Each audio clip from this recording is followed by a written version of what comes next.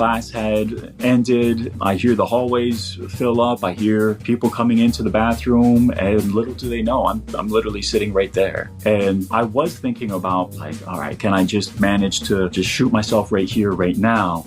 But I couldn't. So unfortunately, I wait until I hear the bathroom empty out in the hallway, and, the bell rings and the next period starts. And I'm kind of like, this is it. There's no turning back.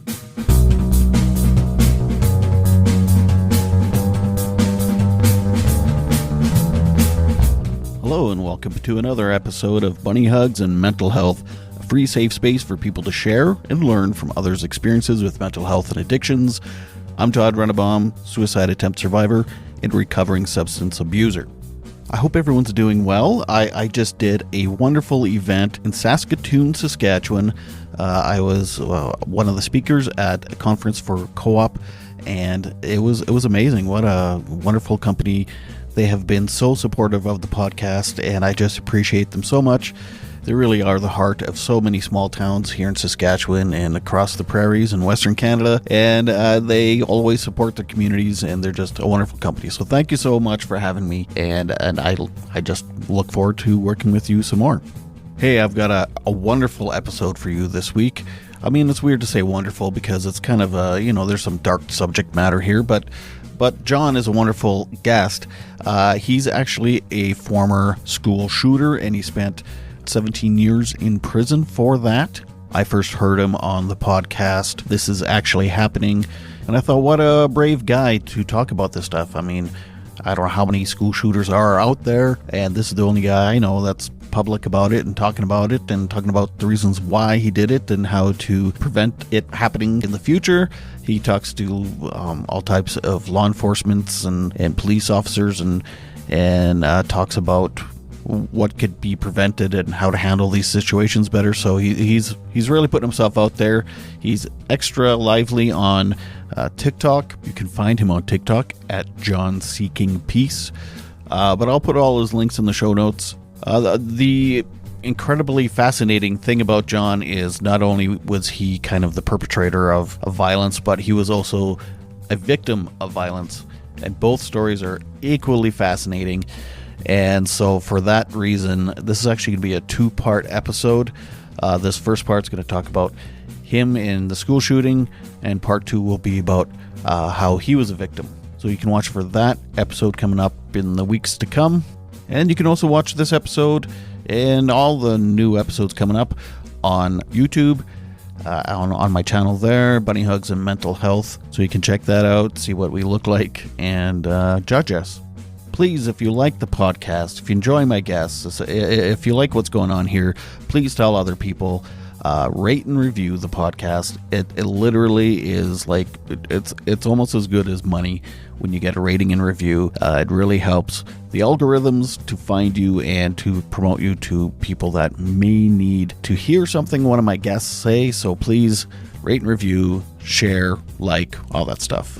And if you really like the podcast, there's links in the show notes there to buy me a coffee or to grab some merch from the podcast. And that would be amazing as well if you would do that, because this is my full-time gig and I'm really trying to, not go hungry. So that'd be great. But anyway, let's get on to the episode, because it's a good one. So without further ado, I give you John Romano. Obviously support makes a huge difference, and I've been very lucky to have a lot of support from, so many people. That, like you said, positive mentality, I think, helps us out not just mentally, but physically as well. Whether it was while I was in the hospital or just since I've been home, keeping that positive mindset is what really keeps me motivated and keeps me moving forward, instead of just plateauing and being like, okay, I'm comfortable here. It's like, no, I can keep going. I can keep doing more. And I think that's really what we should all be aiming for. Nice. Yeah.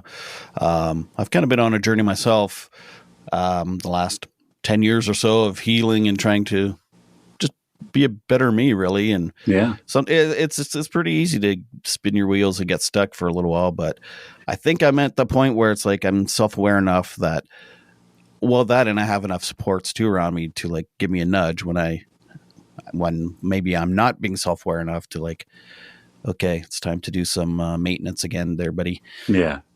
Yeah, good. Yeah, no, it's like we're talking about having the short-term goals, long-term goals, knowing the difference, and not allowing ourselves to get stuck in that rut too much, but also not beating ourselves up when we do get stuck, right? And I think that's the catch-22 is a lot of us, we get, in that that rut where life just plateaus or even goes downhill. And instead of being like, okay, this happens, I'll be okay in the future, and then doing what we can to pull ourselves out of it, we just be like, oh, I'm such a fucking loser. And we just end up beating ourselves up more, which is what helps with the downward spiral continuing. And it's definitely something that takes a lot of time to learn not to do that, to not be too judgmental and too hard on ourselves. You got to have that healthy balance of, motivation without humiliation, really. Well said. That's my biggest struggle is that negative talk and getting stuck in that part of it. And if I'm not successful right away at something, then it's like, yeah, I'm disappointing everyone around me, including myself. And so yeah, I'm curious. I've talked to a couple people who have had experience with losing loved ones in really tragic situations, in mass killings and things. So now I'm talking to someone who has done a school shooting.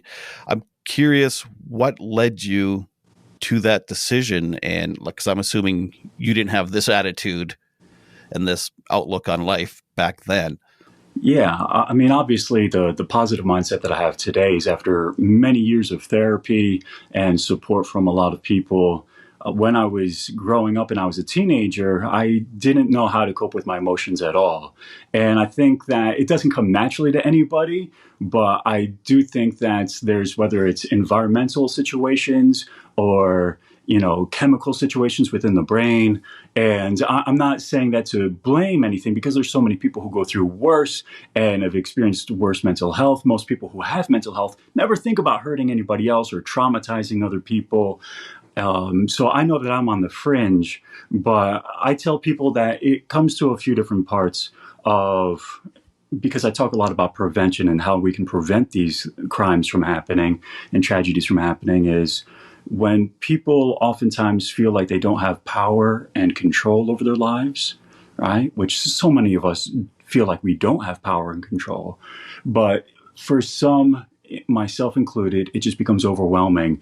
And when you feel like you're trying to do the right thing and you're being ignored, it creates a grievance. And with law enforcement and the FBI that I've done some talking with, and I've learned from them, the pathway to violence begins with a grievance. So I would say that my grievance really started when I reached out as a teenager to my family and said, something's wrong. I'm not feeling right. I'm just not in the mindset that I used to be. My grades had gone from mostly B's and some A's to suddenly C's, D's, and F's. And I could no longer find joy in anything. I quit playing sports. I've been playing baseball, as a kid growing up. And I tried other sports, but I love baseball. And I left everything behind. And I still hung out with friends, but I wasn't having that meaningful connection with my friends anymore. I still wanted to be around people, but I would feel alone when I was in a room full of people who cared about me. And like I said, so when I reached out to my family, and my mom, she did everything she could, but she was in over her head. So, she brings me to the doctor. I start seeing a psychologist, start going to a psychiatrist also to get medication. And, I start SSRIs, antidepressants, anti-anxiety pills, sleeping pills. I end up on a cocktail of medication. But so we're also at that time asking the school for help, because, I'm spending 8 hours a day there. I'm struggling with my grades. I want to get back on track. And the school basically tells me, like, there's nothing we can do. I'm sorry. And so my mom was looking into it, and she said, well, what about an IEP, an individual education plan? And the school says, no, he doesn't fit the criteria. we have to start quoting their own paperwork to them and saying, yes, I do fit the criteria. I have, clinical depression, which meets in their paperwork. And they didn't want to do it. They didn't want to help me. And I downward spiraled a little bit. And this is when I'm 15 years old, about a year before the shooting. And Sorry, what year is this? So this is 2003. The shooting happened February 9th of 2004. But so in the beginning of 2003, this is when I'm trying to get my life back on track. I'm trying to do all the right things. And when I got denied a bit from the school, I felt that rejection, and I kind of spiraled a little bit. I started cutting myself, which I hadn't been doing before. And one of my teachers saw it, called my mom, told her about it, and she asked if I'd be willing to go into a mental hospital, voluntarily to get some intensive care and help, which I said, yeah, sure. But then when I was in the hospital, it was kind of like, all right, they're doing what they can. But because I was a minor, I was also having to do school while in the hospital. One problem was the school that I was attending refused to send any classwork or anything to the hospital, which the hospital was saying, we've got 20 other adolescents here. Nobody else is experiencing this at any of the other schools around here. So again, so that's building resentment, and I'm not saying any of this to blame, but I want to give people the mindset, the disturbed. I start to form this resentment, like you said, and I start to be like, oh, I'm doing everything I can. Other people are doing what they can, but the people at this school don't care. And so, it was kind of that uphill battle with them, because then even when I got out of the hospital, I'd spent a week there, and as I'm trying to get back into school, things just aren't working. And again, they won't give me an IEP, and they tell my mom, well, how about you homeschool him, right? Sign him up for homeschooling, because there's nothing else we can do here. And my mom is like, all right, so she hires, tutor and everything like that to meet me at a library. And I tried that out. But as you can imagine, isolating somebody who is extremely depressed, was one of the worst things that we could have been doing, because then I'm feeling more and more alone. And, it just didn't help with anything. And so then we basically ended the homeschooling, put me back in school. But by the time this happened, it's like May, and my mom says, all right, she hires an attorney and has the attorney meet up with school officials and say, why aren't you giving him an IEP? They claimed that I didn't fit the criteria. He said, we all know that he does, and you're facing a lawsuit and a lot of bad publicity if you don't help this kid out. To which suddenly they're like, oh, well, yeah, actually, you know what? I think we can give him an IEP. I think we can give him all this extra stuff now. So again, there was no love lost between me and some of the administrators. But so with this resentment towards the school, and feel like I'm trying to do what I can to get my life back on track, but they're not just ignoring me, but full on just trying to do everything they can to push me out of their way. That's where a lot of the animosity begins. And the following school year, right, because this is in the spring of 2003. So when we get into fall of 2003, I'm turning 16 in October. I had been looking into, well, I'm going to drop out, get my GED, and, continue on with my, either college or military. And unfortunately, I didn't realize that because I turned 16 after the school year started, they said, no, you can't leave, you can't drop out, you're stuck here. In New York, state law might be different than other states. However, my psychologist recommended that I look into one of the community colleges nearby, and we found out that I could be what they call dual enrolled, where I was enrolled at the community college for a continuing education program, where I'd be able to take college courses, get some credits for college while also getting my GED there. And basically, even though I was still technically enrolled at the high school, I was just no longer going to go there. Right. What are they going to do? Yeah. But then that's when, as January and the spring semester started up at the community college, I started up there. And I'll say that I'm 16 and I'm a big kid, right? But still, like, there's that real, I'm more self conscious than normal because now I'm around these 18, 19, 20-year olds. And it's not that I wasn't talking with people, but every time I tried to like really gain traction with a new friendship with different classmates, there'd always be the voice in the back of my head that's like, you don't fit in here. What are you doing? Because I was really self-conscious about it. Just those couple of years made a lot of difference in my mind. And Well, it's true though. Whether you're in grade 12 or your second year university or college or whatever, those 2 years are kind of a right. big 2 years. Yeah. So, I'm no longer around my friends from high school, except on like the weekends and stuff like that. I was dating at this time, but, you do what you can to make things work. But it just wasn't the same, obviously, anymore, right? I'm not around my usual peers, my friends. Things just aren't clicking in the community college. And like whatever. So I'm still trying to be more positive at this time. I'm also looking into maybe joining the military when I turned 18.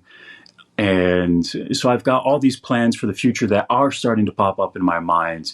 And with therapy and with all the medication and everything, I had been improving, and they had taken me off of a lot of the medications I had been on because, unfortunately, on a superficial level, everything from the outside looking in looks good, right? It's okay. He's taking these college courses. He's talking about his future. Everything looks good for him, and so the medication starts coming off, and I'm still backsliding though. I'm still having those hard nights where I can't sleep. I'm ruminating. I'm depressed. I'm suicidal at times.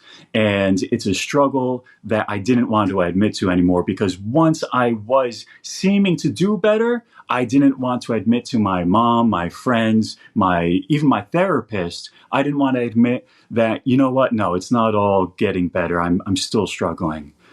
And why did you want to not admit it? Is Uh, it scary?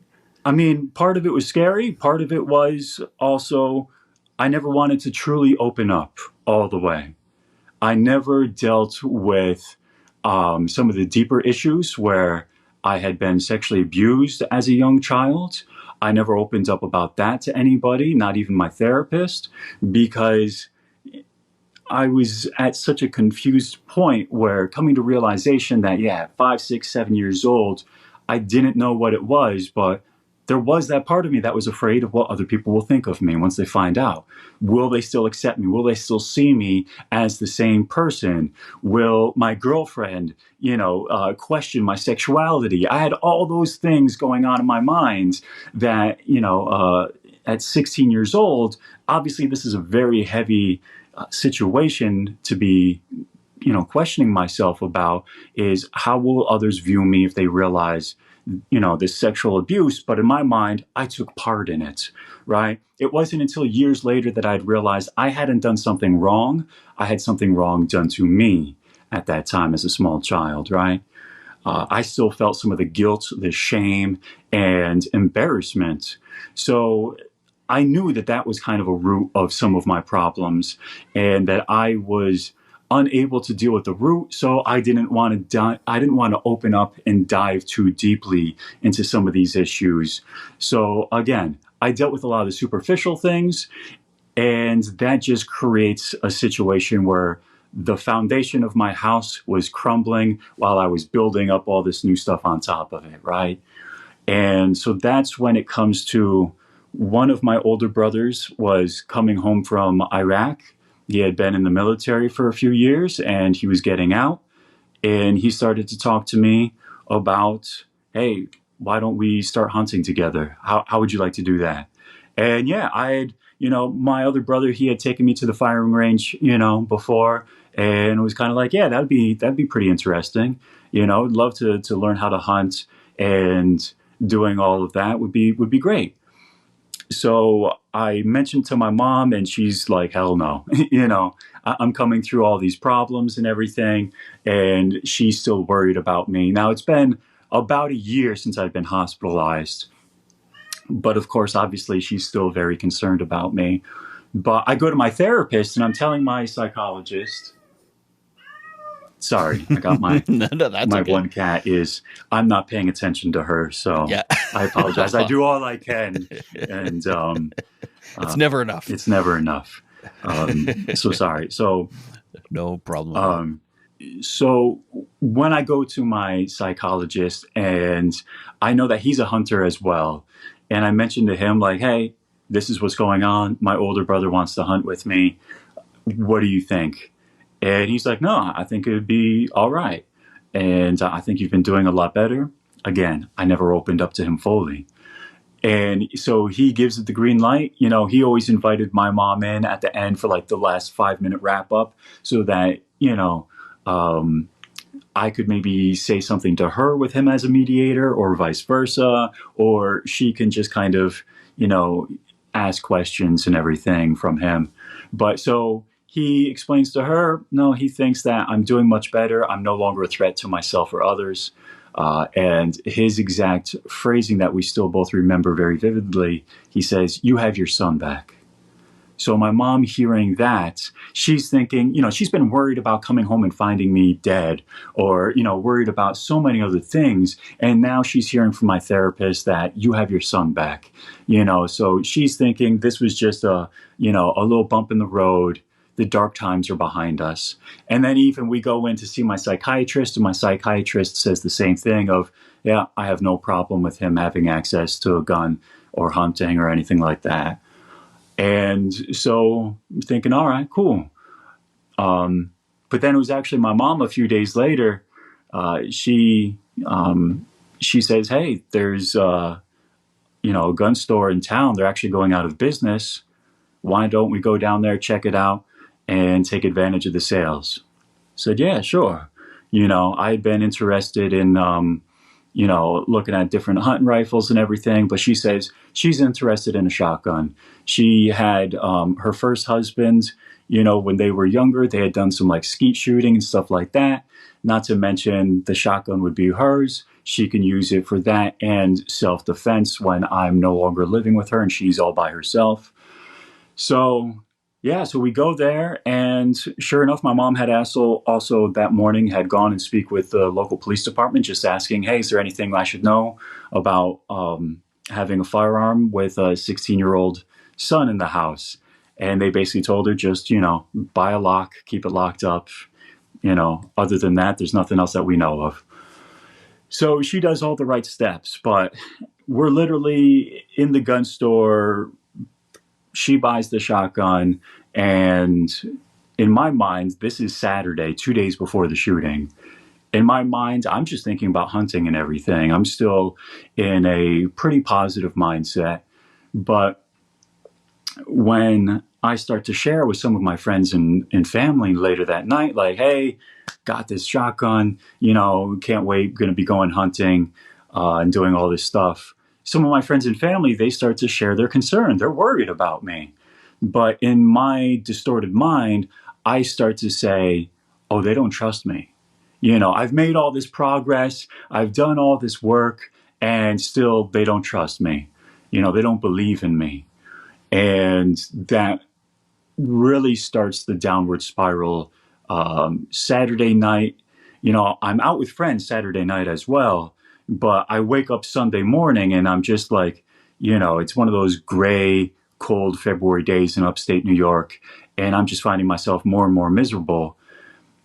And by the evening time, I'm thinking like, I'm tired of trying. I'm tired of, trying to improve myself and do the right thing. As much as I try to do, other people aren't going to help me. They're not going to trust me. Again, this is me distorting it because these people love me and care about me. And although I might have had struggles at the high school, I had family and friends who cared about me and were doing everything they could to help me get my life on track. But Right. Sorry, I was just gonna say I kind of relate as someone that's been sober and has gone through addiction and stuff. when someone questions you, like, where were you? Like, and you are so proud of your sobriety and stuff. And then someone questions you, or like does not trust you still because they think you're going to relapse, or you did relapse. It's like, yeah, you get resentful. It's like, well, I may as well fucking relapse then, and I'm going to do it hard. Yeah. Right. Yeah. So I kind of understand that mindset of like, that distorted thinking of, Yeah. And these so are people that love me and care for me and are worried for me. It's all out of love, but you take it and turn it into everyone's against me and nothing's good enough. And exactly. yeah. And there's so much more that I could have done at that moment, right? I could have either just broken down and opened up fully to my mom, or called my therapist, or, my sister. I had, like I said, a lot of people who supported me and who were doing what they could. But instead of opening up and truly working more and more on myself, I wanted to give up. And this is where I start to think, well, I've got this shotgun now. Now it's no longer, what pills do I have to take to end my life? Or how long will it take for me to bleed out? It is simply a pull of the trigger and I'm gone. No pain, no mistakes, no worrying. The pain and suffering is over with. But then I also start to think outwardly, right? And this is where, unfortunately, I start to think, well, it's not my fault, right? That's what I want to tell myself. This isn't my fault. It's other people's fault. And I start to blame the people at the school. Well, if they had done more to help me when I asked for help, I could have gotten my life back on track and none of this would have happened. I would never have had to basically, like I said, try to drop out and have this, dual enrollment with a community college where things aren't working. I could have been doing, just fine in the high school with all of my friends and everybody. But no, they didn't want to help me. And that's where it starts to be, you know what? I want them to feel my pain. I want them to feel my suffering. I want them to never forget me. And that's when I start to think about going into the school. And I'm not thinking about going on, a killing spree that we see all too often in the news today.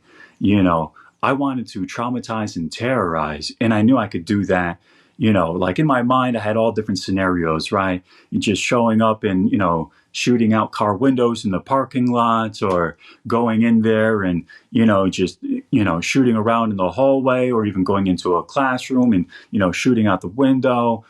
Completely horrible. But that was what's going on in my mind. Because, again, I wanted to be heard and seen when I felt that I had been ignored.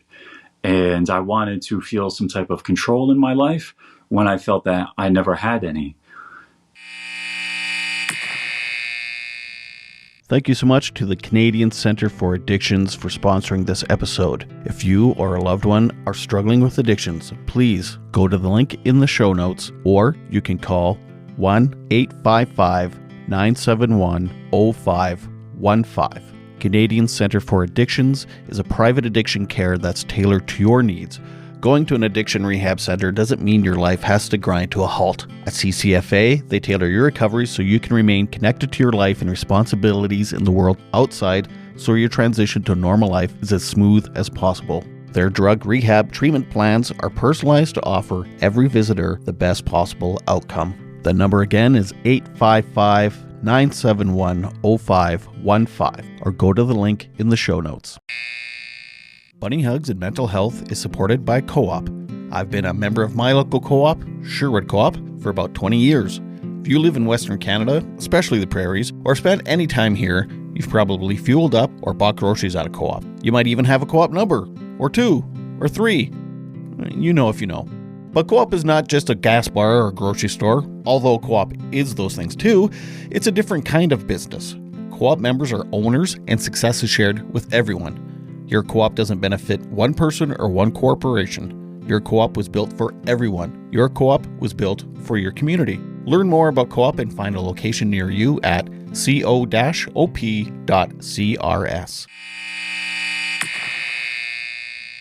So that's when it came to my mind that this is what I'm going to do. I'm going to go in there and I'm going to make sure that they never forget about me, and that they're going to have to be forced to look at me to see what they have created. That's what I'm telling myself, that this is not my fault, right? I didn't want to take responsibility at 16. It's all their responsibility. This is their fault. So I write out a suicide note Sunday night, and I'm popping Xanax at the time too, because that was the one medication that I'm still on. Because also part of me is trying to talk myself out of it.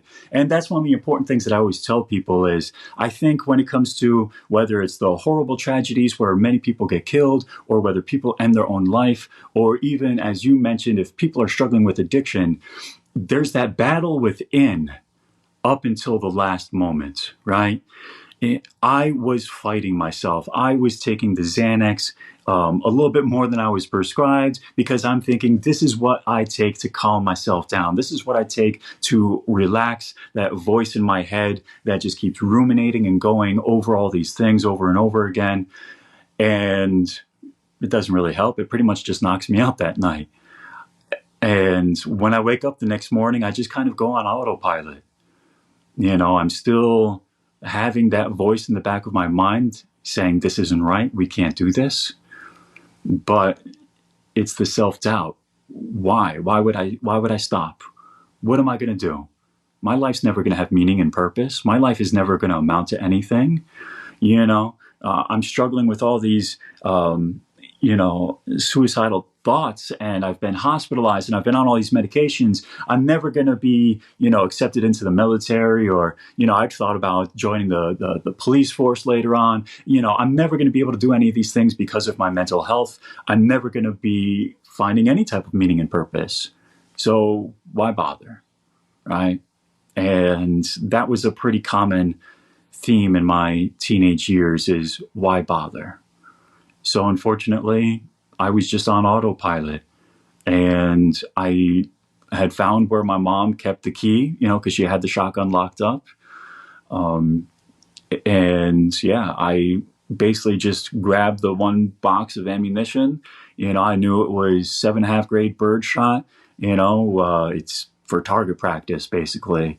But I know that my plan is not to kill, but to, like I said, terrorize, shoot out windows, or just, cause mayhem, cause the police to show up. And if I don't manage to, put myself into a corner where I'm able to pull the trigger on myself, then the police definitely will. They'll definitely end me. And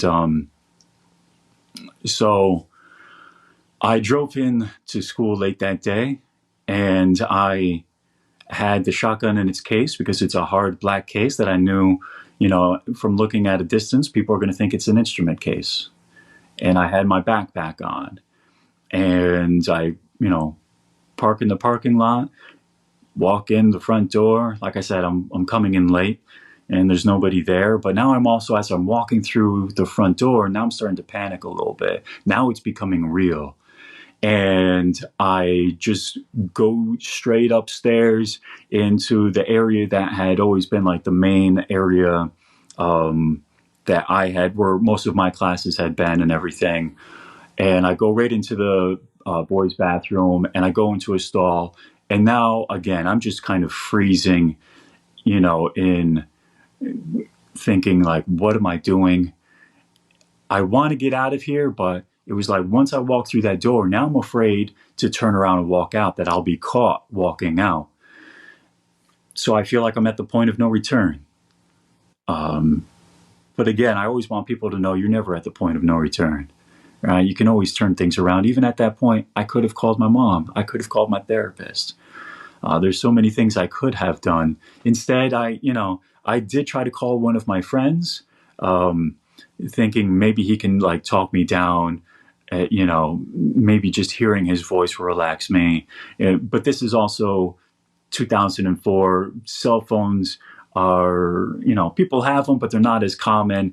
He has his buried in his book bag. He never even knows until later on that I was trying to reach out to him. But yeah, so I'm literally sitting in the bathroom, shotgun in my hands now, And I was in there for a good 30 minutes, if not longer, where class had ended, and I hear the hallways fill up. I hear people coming into the bathroom, and little do they know, I'm literally sitting right there.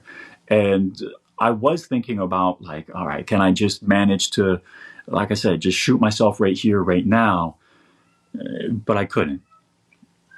And so unfortunately, I wait until, I hear the bathroom empty out in the hallway, and, the bell rings and the next period starts. And I'm kind of like, this is it. This is, there's no turning back. And I sent out a text message to a couple of my friends, because I'm thinking, like, all right, I know I'm going to be terrorizing a lot of people. I don't want them to be seeing me like this. And yeah, I start to walk out. And as I'm coming out of the bathroom, there's one student who's actually just coming around the corner, and he's coming in. And he freezes up in front of me, and he's maybe 3, 4, 5 feet away at most. And he's just frozen there, like staring at me like, who the fuck expects to see this? And he literally says, this can't be real. This can't be happening. And he turns around and he runs away.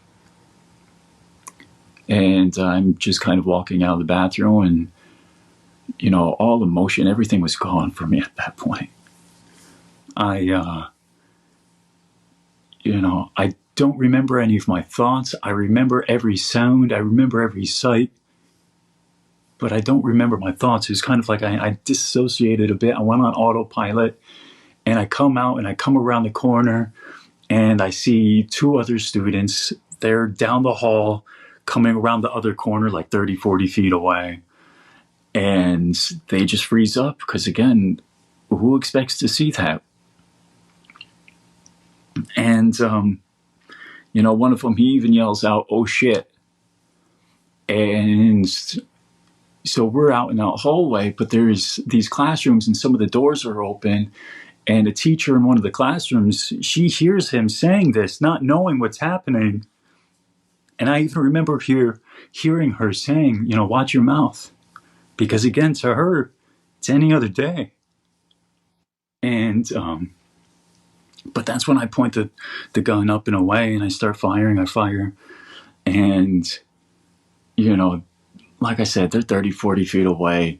And they turn and they go back down that other corner and run for their lives. And now everybody knows. Everybody's heard. And I'm walking. Did you shoot towards them? I shot down the hall, but, the bird shot went like I said, it was up and away. It went mostly up into the ceiling. One of the shots was lower, but, away from them and hitting the walls. And, because my goal was to terrorize them. They're seeing the gun pointed down the hall. They're thinking they're about to die, but, they don't know. It's pointed a little bit away from them. They're, like I said, unfortunately, it's been 20 years now. The wife of one of them reached out to me a few months back, and she told me about how much he still struggles with the PTSD. Sure.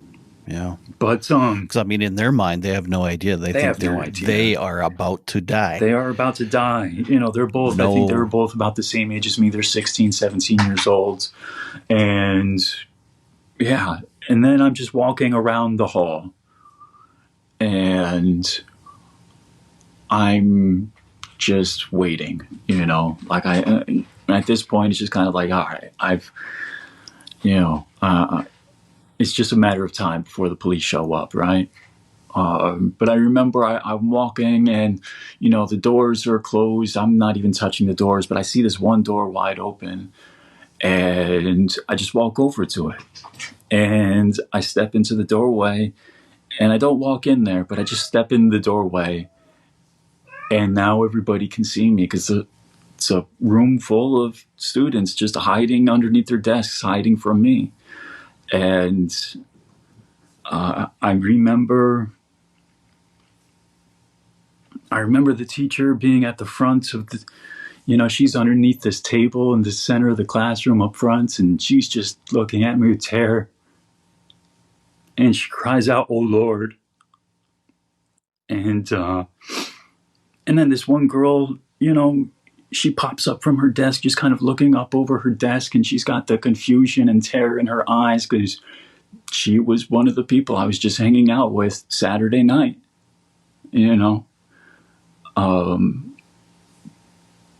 But I turn around and I walk out, and I'm walking down the hallway now. Did you have emotion at this point? Like, were you feeling No. satisfied that you were like, okay, this is what I wouldn't say it was emotion, but yeah, I think at that time I knew, like, all right, I think I stepped into that classroom because, again, I wanted a little bit more of that.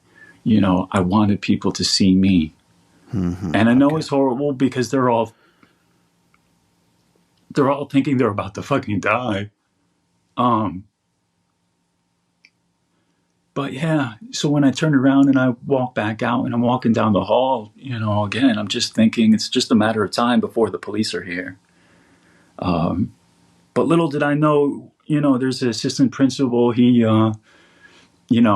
had been in his office. He hears everything, and nobody's thinking it's a gunshot. No, a lot of people that are a bit of a distance away, they're all thinking that, there had been some construction going on. Maybe something had gone on with construction, or, maybe somebody setting off firecrackers or something like that. Nobody's thinking that there's an actual shooting happening. And so he comes to investigate, and, he comes around the corner and he sees me walking the other way. So he comes up behind me, and now, I've got the shotgun down at my hips, and he reaches around and he grabs the barrel on one side of me, and he grabs the stock on the other side, and he just starts to like squeeze and kind of like bear hug, using the gun to like hold me still. And, but now I'm like surprised and shocked, and I start to try to like push away from him. I'm trying to like push the gun down, and it's not working, and I start to try to like jerk back and forth, shaking him off my back basically. And I didn't know that there was a teacher that was coming up behind us to help the assistant principal disarming me. And like I said, I'm shaking this guy, my fingers on the trigger, and the gun goes off. And the teacher who was coming up behind us, unfortunately, he gets hit in the shin. I didn't even know I'd shot somebody until later on. All I'm thinking of is like, I'm trying to get this guy off my back, as we're standing there. But like I said, he's kind of like bear hugging me using the shotgun. And finally I let go, and I just say, fine, I give up. And he kind of takes me off, into one of the teacher's offices, and, lays me down, and he basically sits on my back while we're waiting for the police to come. And that was basically it. People start showing up asking, what happened, why, but I'm still at this point pretty emotionless, pretty, separated from everything that's going on, from what I had just done, from the harm I just caused everybody. I'm not there mentally. But yeah, like I said, like there's no justifying what I've done. There's no explanation that makes sense, that makes it sound rational. When I explain to you and others about it, I'm not making those excuses. I'm trying to make sense of it myself for many years. Mm-hmm. Well, yeah, it's completely complex. It's yeah. There's no one thing that could have changed that would have stopped. It was the perfect storm. That's what I had one psychologist say, is the perfect storm of, whether it's issues dealing with the sexual abuse, or just chemical imbalance, or just the problems with the school, and, different things coming all together. Access to a gun. 100%. Yeah. Because without access to that gun, it never would have happened. Right. Yeah. But yeah, so I get locked up and I spend 17 years in prison. You know, I'm not going to tell you that I turned my life around right away because for a while I'm just kind of still numb. I'm still separated from what I had done. And, especially prisons, it's a whole other world of getting used to. So, that wall just stays up in order to protect myself. Um, but it took a while. And it was mostly thanks to my family never giving up to me, some of my friends never giving up on me, people from around the community reaching out to me while I was in prison. You know, it took a few years, but eventually I just kind of hit that point where I was like, all right, I have to figure out how I can do better, how I can live some type of life of meaning and purpose and believe in myself, believing in the idea that I could have a life of meaning and purpose after I'd done something so horrible. And that's something that I always try to get through to people. It doesn't matter what you've done, whether you've experienced, whether you've been the victim of a crime or whether you've committed a crime. I believe everybody has a path towards healing and towards living a meaningful and purposeful life. And even for those who are never getting out of prison, I met a lot of guys who are never getting out of prison, know that they're never getting out of prison, but they still believe in healing and getting their life back on track, even if it's from within maximum security prison. And those were also the types of guys that helped supported me turning my life around, you know. Mm-hmm. Was there a turning point in there that, like, I'm sure there was a slow buildup of wanting to heal and stuff, so but it's there was definitely no. a slow buildup, but I'd say that there's many different things, whether it was I did get into this like voluntary program that was a therapeutic community where you're kind of going to, like group therapy, self-help classes, all those things that you think would be in every prison. They're not. Unfortunately, the prison system is not set up as much as we might think or hope to help people turn their lives around. But I did finally hear about and get transferred into this one therapeutic community where I could do that. And that was when I started to be around more and more people who were like-minded, trying to turn their lives around. And honestly, I just connected with the therapist who really got me to open up and to talk about these things. Not to mention, as far as dealing with a lot of the sexual abuse that I dealt with as a child, seeing another man open up and talk about it is really what helped me open up and talk about it myself. That's why I try to open up and talk about that as well, because it's not talked about enough, whether it's men or women. But I think, at least in the past, I'd say 10 years or now, we've had more momentum with the Me Too movement and women speaking out. But still, I think there's a big hesitancy and a large stigma for men to talk about being victims of sexual abuse.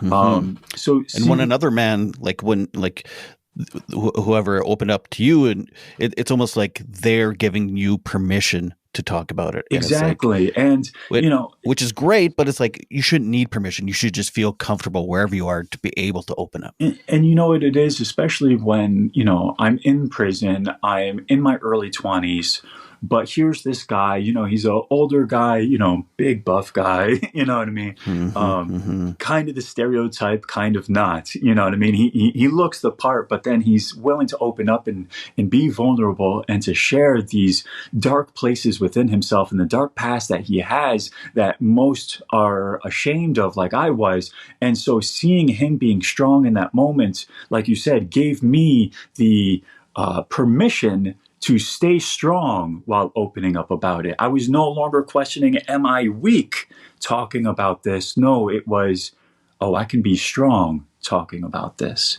which it was, because then even as I started to open up and talk about it, then other people would come to me sometimes and be like, oh my God, dude, like I never thought I'd hear somebody else talk about it, especially not in here.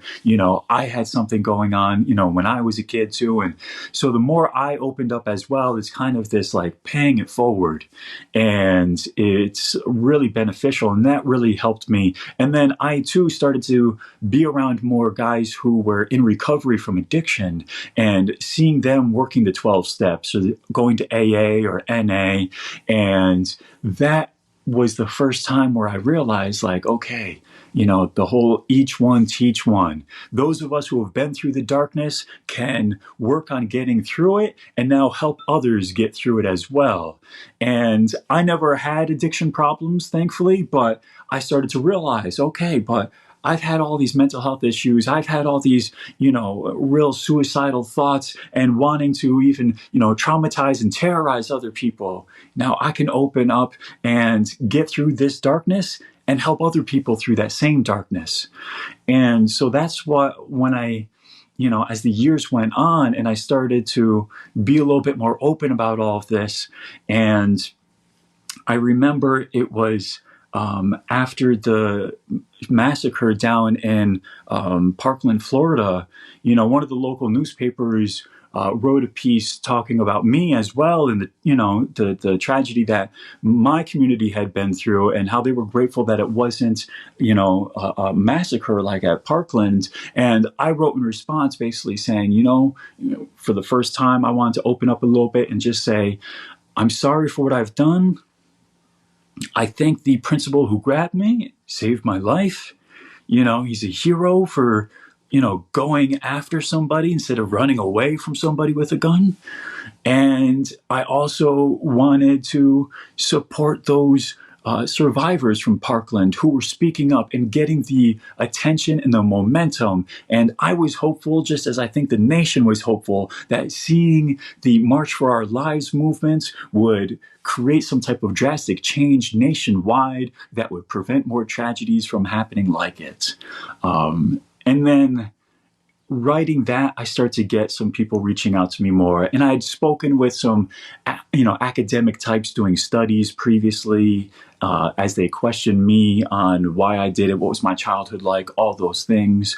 And yeah, as I get ready to come home, I'm believing in myself. I'm believing, what, I can, help out. I can help in many different ways. And I became very interested as well in homelessness, because as I'm getting ready to go home, I'm looking around at all the other guys who are getting ready to get out. And I'm realizing a lot of them, they're getting out, but they're not going home. They don't have family or even a friend or somebody who's willing or able to take them in. So they're going to some type of shelter or halfway house. And I'm realizing just how blessed I am that, I'm going home to live with my mom. Sure, I'm 33 years old and, it's not fun to live with your mom at 33, but it's a hell of a lot better than prison or homelessness. So I recognize this blessing that I have. And yeah, when I come home, I was also blessed to have a job lined up, where it was just a job to pay the bills. Friends of the family had their own small business and had always told me whenever I got out that they would hire me, and they stayed true to their word. But eventually I wanted more. I got another job working at a hotel. I loved it. They loved me. But I wanted to help. I wanted to do something meaningful. I wanted to give back to the community I had once hurt so badly.